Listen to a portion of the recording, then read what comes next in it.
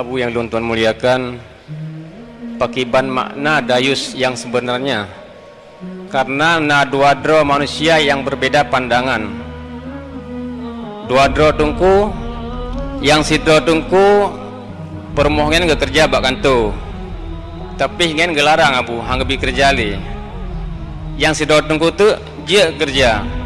Kalau kekalan mbak kanto pergaulan menan ke inang agam campur baur.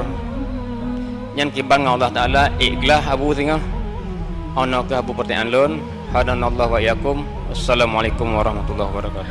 Punya hukum Dayus secara hukum fikih, suami rida uring inang ganyan berbuat dosa, antara lain khalwat dengan laki-laki yang kan mahram, bele damang surga mau be surga nang rumput nyan gedulih lang hadis.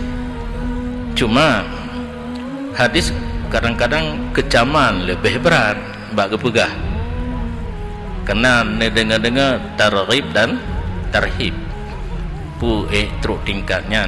Yang jelas menyogetanya tak tepu keluarga kitanya berbuat curang, berbuat dosa, apakah tu tingkat selingkuh, ada kala khalwat dan sebagainya. Hati kitanya rida kepada maksiat sama dengan orang yang berbuat maksiat. Walau yang pupuknya keluarga kitanya, tapi karena rida kitanya hana datang dan sebagainya, hana tajo tindakan yang dosa.